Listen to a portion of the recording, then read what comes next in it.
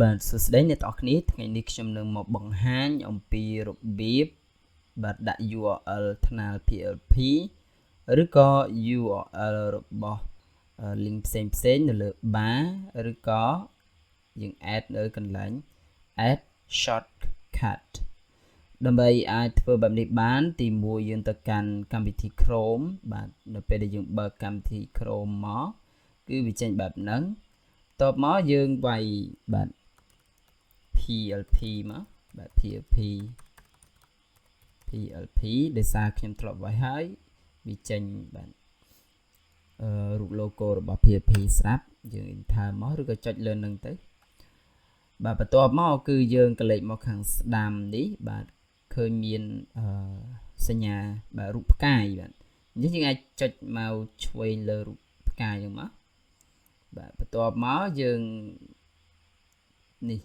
name នេះយើងអាចដូរឈ្មោះណាបើសិនយើងចង់ដាក់ឈ្មោះអាចផ្លាស់ប្ដូរឈ្មោះដាក់ថ្នាលបឋម PLP យើងអាចដាក់អញ្ចឹងក៏បានដែរយើងអាចផ្លាស់ប្ដូរឈ្មោះទៅតាមបាទតម្រូវការរបស់អ្នកទាំងអស់គ្នាបានកន្លែង folder នេះយើងត្រូវការជ្រើសរើសពាក្យ bookmarks បាទដើម្បីវានៅផ្នែកខាងលើបាទយើង select ចឹងមកបើសិនវាមាននៅកន្លែងហ្នឹងហើយយើងគ្រាន់តែចុច done នេះមករួចបាទឥឡូវយើងបើក tab មួយទៀតបាទតើវាចេញអត់នេះបាទពុំមែនបងអញ្ចឹងមានន័យថានៅពេលដែលអ្នកទាំងគ្នាចង់ប្រើប្រាស់ថ្នាលបឋម PLP យើងមិនបាច់ទៅវាយឬក៏វាយនៅខាងលើនេះទៀតអីគឺយើងមើលកលេចខាងនេះមកហើយយើងចុចមកគឺយើងអាចបើកថ្នាលបាទបឋម PLP ហ្នឹងប្រើប្រាស់បានបាទនឹងវិធីបាទដែលយើងងាយស្រួលរកបាទចឹង link ផ្សេងទៀតក៏យើងអាចធ្វើអញ្ចឹងបានដែរនេះឧទាហរណ៍ខ្ញុំមាន Google Group ខ្ញុំមានលិខិតស្វាគមន៍នៅក្នុង Google Docs ខ្ញុំមាន Skype មាន Google Sheet អញ្ចឹងខ្ញុំធ្វើបែបហ្នឹងហើយយើងអាចដាក់បានច្រើនទៀតបាទរហូតដល់មកខាងនេះដល់ពេលមកដល់នេះវាអាចនឹងធ្លាក់ចុះមកខាងក្រោមទៀតបាទហើយមួយទៀតបើសិនយើងអត់ចង់ធ្វើកំណត់នៅនឹងទេយើងអាចដាក់ PLP បាទ PLP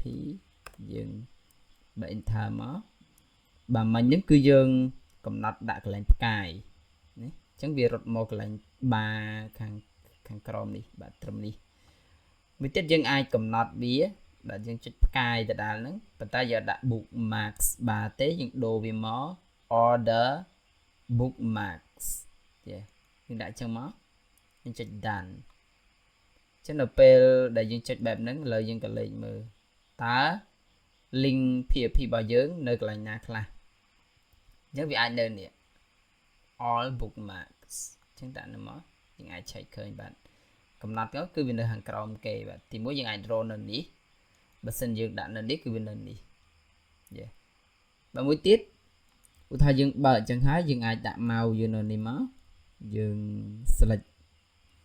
control A បាទឬក៏យើងអូស mouse យើង select ទាំងអស់មកហើយយើង control C បាទឬក៏យើងចុច mouse ស្ដាំយកពាក្យ copy បន្ទាប់មកគឺយើង add mouse add tab ថ្មីហើយយើងក៏លេខមកខាងក្រោមមាន add shortcut ចឹងចុច mouse ស្ដាំmouse ឆ្វេងលើនឹងមកបន្ទាប់មកយើងត្រូវការដាក់ឈ្មោះចឹងយើងអាចដាក់ឈ្មោះដាក់មិនក៏បានដែរដើម្បីងាយស្រួលយើងដាក់ឈ្មោះថ្នាលបឋមនឹងតែម្ដងមកថ្នាលបឋម PLP រួច URL នេះយើង control V ឬក៏យើងmouse ស្ដាំចុចពាក្យ paste ក៏បានដែររួចយើងចុចពាក្យ done តែប៉ុណ្ណឹងមកគឺថ្នាលបឋមយើងថ្ងៃក្រោយយើងស្រួលរកណាអត់ពិបាកវាយទៀតទេវាអាចនៅកន្លែង add shortcut កន្លែងនេះឬមួយក៏នៅកន្លែងបាទ all bookmarks បើយើងអត់ដាក់នៅ all bookmark ទេយើងអាចដាក់នៅកន្លែង bar ខាងនេះបានបាទអរគុណច្រើនជម្រាបលា